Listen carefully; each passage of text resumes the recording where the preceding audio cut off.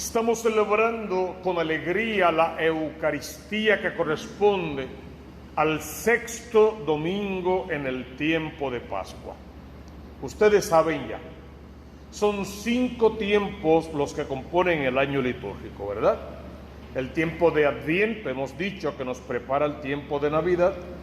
El tiempo de Cuaresma, que acaba de pasar y nos preparó a este tiempo pascual, que es el que estamos celebrando ahora. Y el tiempo ordinario, que es el que viene después en su segunda parte, porque tiene 2 partes, es el más largo de los 5 tiempos, dura 34 domingos y narra lo ordinario o el orden en la vida de Jesús. El tiempo de Pascua de los 5 tiempos es el más importante, porque celebra en él la fiesta más importante que celebra la Iglesia, que es la fiesta de la resurrección del Señor a los cielos. ¿Cómo fue que comenzó este tiempo? Bueno, comenzó porque el Jueves Santo Jesús celebró la última cena, recordarán. Y ese día instituyó 2 de los 7 sacramentos. Instituyó el orden sacerdotal al lavarle los pies a los discípulos y al decirle: ustedes me llaman Señor y Maestro y hacen bien porque lo soy. Pues si yo, siendo el Señor, les he lavado los pies, vayan ustedes y hagan lo mismo. Los ordena al sacerdocio ese día. Y además celebra con ellos y para ellos la Eucaristía. La primera Eucaristía en la última cena, o sea que también instituye el sacramento de la Eucaristía. Tiene quien lo celebre y tiene el sacramento, los 2 instituidos en el mismo día. Pero sabemos también que después de esa cena, Judas poco antes había salido a hacer lo que tenía que hacer. Todos quedaron en suspenso. Jesús sí sabía lo que él iba a hacer y él se fue. Jesús se va al huerto de los olivos, hace su oración que todos conocemos con poder, y de momento allí va a llegar Judas acompañado por una turba y van a tomar preso a Jesús. Preso significa que lo van a llevar donde las altas esferas, lo van a juzgar, vendrán falsos testigos y lo van a condenar a muerte. Y preso significa que el viernes a las 3 de la tarde es hombre muerto. Lo entierran en un sepulcro prestado después de colocarlo en la falda de María Santísima, y entonces su cuerpo muerto va a tocar el seno de la tierra por 3 días. Viernes, sábado y en la madrugada del domingo va a resucitar. Así despertamos todos después de ese famoso Sábado Santo, con esa gran vigilia que esta vez tuvimos que celebrar de forma diferente, pero como quiera fue celebrada en todos los altares de todos los hogares del mundo entero. Luego de esa fiesta amanecimos con la gran resurrección del Señor y comenzó este tiempo de Pascua. Los primeros 40 días que se cumplen este próximo jueves que viene, Jesús se los pasó apareciéndose a sus apóstoles, a grupos de personas, a amistades y seguramente primero a María Santísima. Y seguía instruyéndolos, formándolos, animándolos y haciéndoles ver la importancia capital que tenía en que ellos se hicieran cargo de la iglesia que él vino a fundar. A los 40 días exactos, o sea, el próximo jueves, si contamos los días, va a subir al cielo la fiesta de la Ascensión. Esa fiesta caería en jueves, y antes los mayores vamos a recordar que siempre se celebró en jueves. Pero luego la iglesia, que es madre y maestra, y viendo cómo el mundo evolucionaba y cambiaba, la gente trabajaba, tenían 2 trabajos en diferentes horarios, ya no podían sacar un jueves para ir a misa como si fuera domingo, decide por el bien de las almas trasladar la fiesta de jueves a domingo. Y por eso será el próximo domingo bien celebrada otra vez en las capillas y en las iglesias, pero sobre todo en los hogares, con la gente que no puede asistir, pero que nos ven a través de las redes sociales. Luego de que termine el jueves esa fiesta de la Ascensión, van a pasar 10 días más. Y a esos 10 días cumplidos, ¿qué va a suceder? Todos sabemos. El Espíritu Santo de Dios descenderá con poder en Pentecostés y nace la iglesia verdadera. Eso es ese tiempo que estamos celebrando. Pasado el domingo de Pentecostés, estaremos automáticamente de nuevo en la segunda parte del tiempo ordinario. Hoy las lecturas van a culminar el discurso final de Cristo, donde se despide de sus sacerdotes, porque Él bien sabe lo que va a suceder. Pero vamos a verlo bien, aunque con pocos detalles, por el tiempo, en la primera lectura de hoy. Esta lectura está tomada del libro de los Hechos de los Apóstoles. De este libro, dos cosas debemos saber: que lo escribió San Lucas, el mismo que escribe uno de los evangelios, y que va a narrarnos la vida y la obra de la iglesia, de la primera iglesia, de la iglesia primitiva, de la iglesia que está naciendo, de la iglesia que Cristo vino a fundar sobre la cabeza de Pedro. Y nos van a dar las primeras peripecias, los pasos primeros, lo que fue poco a poco sucediendo. Hoy, específicamente hoy, ¿qué es lo que sucede? Felipe es el nombre que aparece. Para entenderlo bien, tenemos que saber quién es Felipe, y todos lo sabemos, gracias a Dios. Felipe es uno de los primeros 7 diáconos, ¿se acuerdan? Que eligieron 7 hombres de buena fama, llenos del Espíritu Santo y sabios. Felipe es uno de esos 7. En ese grupo también estaba Esteban, que es el protomártir o el primer mártir, y otros 5 más. Este Felipe es el que entiende quizá mejor que nadie lo que Jesús de verdad quería decir, que el Evangelio tenía que llegar a todos los confines del mundo. Y que el Evangelio, después de su muerte y resurrección, tendría que ser predicado, sobre todo en los países paganos, entre los gentiles. Y Jesús en persona mencionó a Samaria entre esos pueblos. Pues hoy Felipe está predicando por esos lares. Mira cómo dice la palabra.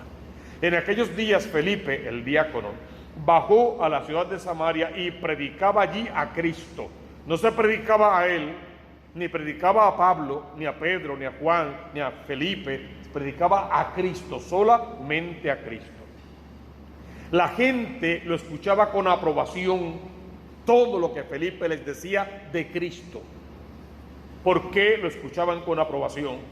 Porque ya sabían de los milagros que Cristo había realizado, y ya sabían de los signos que el mismo Felipe realizaba en nombre de Cristo. No Felipe por Felipe, Felipe en nombre de Cristo, que es lo que es realmente importante. Entonces, este santo varón, al predicar con tanto poder, lograba que de muchos poseídos serían los espíritus inmundos, lanzando gritos espantosos, que muchos paralíticos y lisiados se curaran, y que se cumpliese todo lo que Jesús había dicho en su palabra. Y la ciudad se llenó de alegría con la presencia de Felipe, no, con la presencia de Cristo, y ahora resucitado. Hay un problema, y el problema es que tú sabes que los chismes corren rápido, ¿verdad?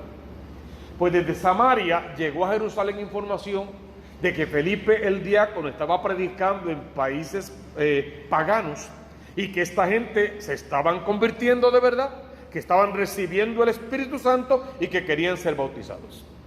¿Y qué dijo Felipe? Yo soy diácono, yo lo puedo hacer, a mí no me importa lo que digan Pedro y Pablo y Santiago y el otro, yo lo voy a hacer. ¿Eso dijo Felipe? No. Felipe mismo hizo que estos bajaran. ¿Quiénes bajaran? Pedro y Juan. ¿Cuál quién es Pedro y Juan? Pedro es el Papa y Juan es el obispo. Y estos dos vienen hasta acá para ver con sus ojos lo que está pasando allí, para ver si se aprueba o se desaprueba. Porque Pedro tenía ese poder. ¿Quién se lo dio? Jesús. ¿Cuándo se lo dio? Tú eres Pedro. Sobre esta piedra edifico mi iglesia. Te entrego las llaves del reino de los cielos. Lo que tú ates en la tierra será atado en el cielo. Lo que tú desates será desatado. Tú apruebas y desapruebas. Y allá fue Pedro a cumplir con lo que le tocaba, con lo que es su misión como papa, como cabeza visible de Cristo, como vicario de ese Cristo aquí en la iglesia verdadera. Pedro va con sus propios ojos, ve, escucha con sus oídos, se da cuenta de lo que pasa, ve el movimiento del Espíritu Santo. ¿Y qué hace Pedro? Les impuso las manos. Y ahí podemos ver el sacramento de la confirmación, que le pertenece a la iglesia. La iglesia en sí misma confirma la obra de Dios en todos nosotros. No son enviados por su cuenta a predicar lo que quieren o lo que les parece. No es cualquiera que inventó un evangelio nuevo y salió por ahí a decir disparates. Es lo que Cristo le enseñó a sus apóstoles, primeros sacerdotes, y estos de generación en generación, primero de boca en boca, pura tradición, y después por las escrituras que empezaron a aparecer en los primeros libros, más o menos 60 años después de la resurrección. Y así queda confirmado el creyente, queda confirmado el cristiano verdadero, queda confirmado el católico práctico con la imposición de manos de la iglesia, que es tan antigua como la iglesia misma y que será para siempre parte del ministerio de la iglesia verdadera. La primera lectura es una invitación para que tú y yo salgamos a predicar a los gentiles. ¿Y dónde están los gentiles? En otros países, en tu casa, en mi casa, en el vecindario, a veces en la misma iglesia. Por ahí también hay un grupo de gentiles. Gente que cree pero que no cree. Gente que dice creer pero que no hace. Gente que dice convertirse pero sigue todavía pegada al pecado y a la miseria. Y de eso todos tenemos más o menos un poco de vez en cuando, en ese refrán que solemos usar: el que no tiene dinga tiene mandinga, y si no tiene caravali. Lo importante entonces de la primera lectura: sal a predicar la palabra, con tu testimonio, con tu ejemplo, con tu palabra, claro está, pero desde Cristo. Siempre decimos, no es lo que tú crees, no es tu opinión personal, no es lo que a ti te parece, es lo que Cristo mismo vino a enseñarnos. El Salmo 65, como cantaba: aclama al Señor tierra entera. Si la tierra entera tiene que aclamar al Señor, ¿cuánto más tú? ¿Recuerdan lo que dijo Jesús alguna vez? Si estos se callan, hasta las piedras gritarán. Que no sean las piedras quienes tengan que alabar al Señor. Para eso está la iglesia verdadera, la iglesia católica, para alabar, bendecir, glorificar al Cristo de la gloria, danzar en su nombre, imponer manos y hacer todos los ministerios que Cristo quiso regalarle a su iglesia. La segunda lectura que tenemos hoy a nuestra consideración fue tomada de la primera carta del apóstol San Pedro, del Papa, aquel que Cristo dejó como su vicario en el mundo. Queridos hermanos, glorifiquen en sus corazones a Cristo Señor y estén siempre prontos para dar razón de su esperanza a todos los que se la pidan. Ahí dice literalmente, a dar testimonio. Dar razón de algo es dar cuentas de algo. Dale testimonio a la gente. Cuando te enfrenten, dale testimonio con tu palabra y con tu vida de Cristo resucitado, que es lo más importante en todas las lecturas. Y para todas las lecturas, el tema central de hoy es el Espíritu Santo con sus 7 dones y su misión dentro de la iglesia verdadera. Y si eres calumniado o perseguido o maltratado, en el fondo alégrate, porque si Cristo mismo lo fue, tú no esperes menos. Y tienes que alegrarte para que el que quede en ridículo sea el que habla mal de ti, porque tú te mantienes fiel y cumpliendo con lo que te toca. Cristo murió por todos los pecados de todos nosotros. Murió una vez y para siempre. El inocente por los culpables, para conducirnos a Dios. Como era hombre murió, pero como poseía al Espíritu, resucitó. Y es la promesa que está dada para ti también, porque estamos abiertos a la inspiración del Espíritu, a ese Espíritu que recibimos en el día del bautismo y confirmamos en el sacramento de la confirmación, a ese motor, a ese dínamo, a ese que santifica, vivifica y unifica a la iglesia, al Paráclito, al enviado, al defensor, al que sale en nuestra defensa. A ese Espíritu lo hemos recibido. No es el corazón una jaula donde lo metimos ahí para que decore nuestro interior. Es todo lo contrario, es el lugar donde Él reina, es su hábitat natural, nuestro corazón, y desde ahí dirige nuestras vidas y tiene que ayudarnos también a dirigir la vida de los demás. El Evangelio, que es la conclusión, ya el final del discurso de Cristo, fue tomado según San Juan, capítulo 14, versos 15 al 21. Si me amas, guardarás mis mandamientos. Es más o menos lo mismo que vimos el viernes, que vimos el jueves, que vimos ayer, inclusive es más o menos el mismo. Este evangelio te está diciendo, mira, la clave del mundo es el amor. Ama y haz lo que quieras. La clave del mundo es el amor. ¿Cómo sabes si amas o no amas a Dios? Cuestiónate. ¿Tú cumples con los mandatos de la ley de Dios y de la iglesia? Si estás cumpliendo con esos mandatos a un nivel aceptable, tú amas a Dios, porque haces lo que aquel a quien tú amas te dice.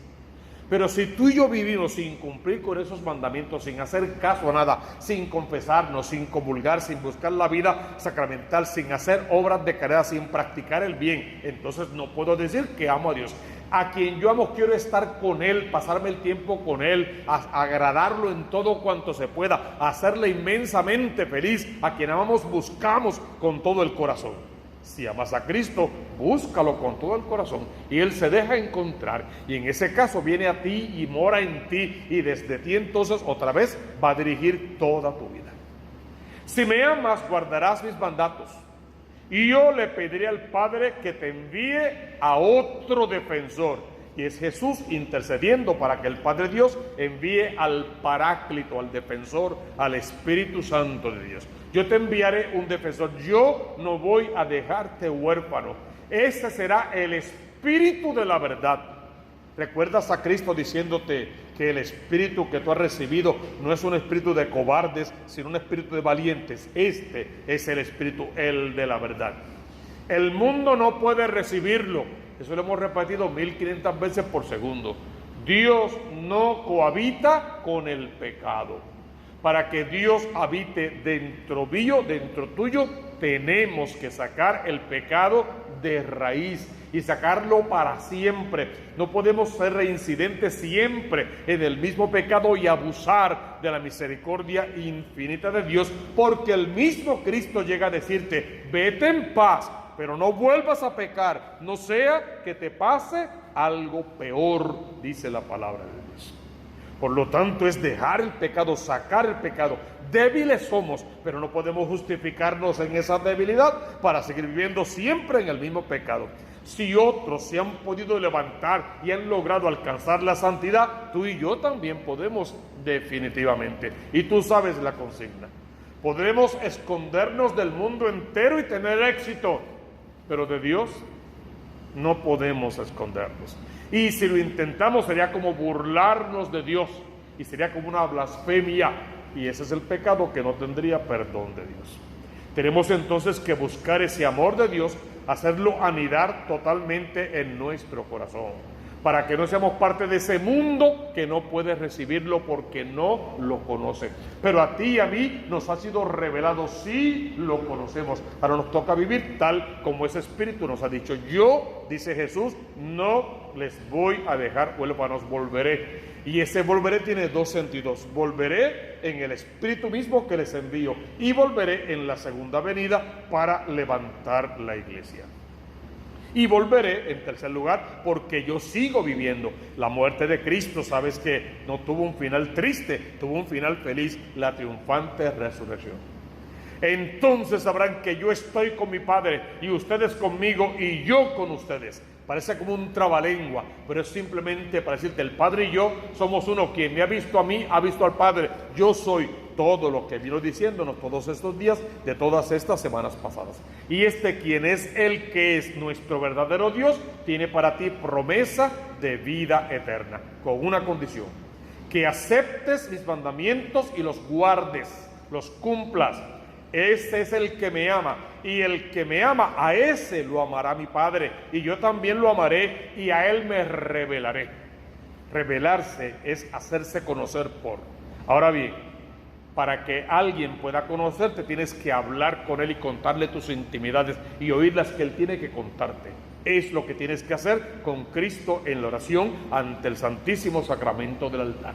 Hablar con Dios y dejar lo que Él te hable al corazón, enamorarte de ese Jesús, entregarle toda tu vida, suplicarle que sea piadoso y misericordioso, que te toque con su mano sanadora y te cure de tus enfermedades, que arranque los complejos que puedas tener dentro del alma, las mentiras, la doble vida, todo lo que no sirve dentro tuyo, dentro mío, que Jesús lo pueda arrancar definitivamente para que aprendamos a vivir solo en la libertad de los hijos de Dios.